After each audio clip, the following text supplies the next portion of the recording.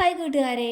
അപ്പോൾ വല്ലപ്പോഴും ആണെങ്കിലും നമുക്ക് അബദ്ധം പറ്റിയിട്ട് നമ്മുടെ പാത്രങ്ങളൊക്കെ ദേ ഇതുപോലെ കത്തിക്കരിഞ്ഞ് ആകെ നാശം വന്ന് പോകാറുണ്ട്.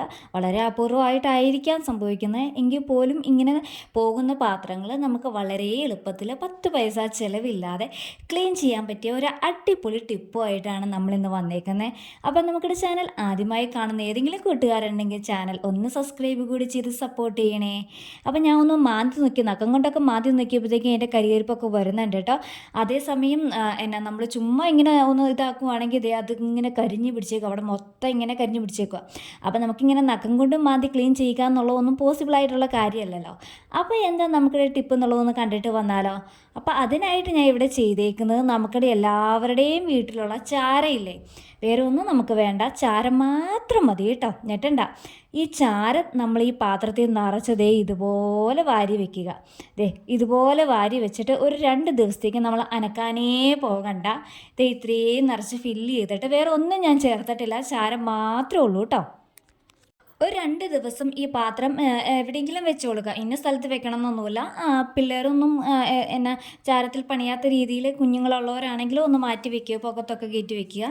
അതല്ലെങ്കിൽ നമ്മൾ നോർമലി അടുക്കളയിൽ എവിടെയെങ്കിലും വെച്ചാൽ മതി കേട്ടോ. വേറെ ഒന്നും നമ്മൾ ഇതിലേക്ക് ആഡാക്കേണ്ട, വെള്ളവും വേണ്ട, ഒന്നും വേണ്ട.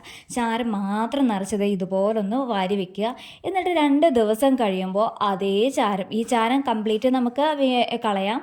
അതിന് ശേഷം നമുക്ക് കുറച്ച് ചാരം നമ്മൾ എന്ത് വെച്ചാണോ തേച്ച് കഴുകാൻ ഉദ്ദേശിക്കുന്നത് അത് വെച്ചിട്ട് ആ ചാരം ഉപയോഗിച്ചിട്ട് നന്നായിട്ടൊന്ന് തേച്ച് കഴുകി കഴിഞ്ഞ് കഴിഞ്ഞാൽ നമുക്കിടെ ആ കരിയൊക്കെ പോണത് എങ്ങോട്ടാന്നേ അറിയില്ല. അതുപോലെ നമുക്ക് കരി മാറിക്കിട്ടും. ഇതേ കണ്ടോ, ഞാൻ ചാരം ഉപയോഗിച്ച് തേച്ച് കഴുകിയതാണ് ഈ കാണുന്നത്. നോക്കിക്കേ, ആദ്യം കണ്ട പാത്രവും ഇപ്പം കണ്ട പാത്രവും തമ്മിൽ എവിടെയെങ്കിലും കരി ഇരിപ്പുണ്ടോ എന്ന് നോക്കിക്കേ.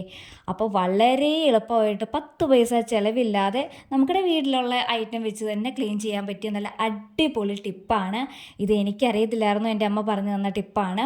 അപ്പോൾ നിങ്ങൾക്കും ഇതുപോലുള്ള അബദ്ധങ്ങളൊക്കെ സംഭവിച്ചിട്ടുണ്ടെങ്കിൽ ഇനി മുതൽ പൈസ മുടക്കി ഇനി വിനാഗിരിയോ ബേക്കിംഗ് സോഡയോ ഒന്നും വാങ്ങാൻ നിൽക്കണ്ട.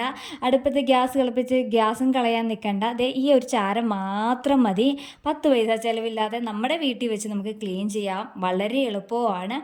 അപ്പോൾ ഇന്നത്തെ വീഡിയോ ഇഷ്ടമായി കഴിഞ്ഞ് കഴിഞ്ഞാൽ നമ്മുടെ വീഡിയോ ലൈക്ക് ചെയ്യാനും വേണ്ടപ്പെട്ടവർക്ക് ഷെയർ ചെയ്ത് കൊടുക്കാനും മറക്കരുതേ. അപ്പം മറ്റൊരു അടിപൊളി വീഡിയോയിൽ നമുക്ക് വീണ്ടും കാണാം. അതുവരേക്കും ടാറ്റാ, ബൈ.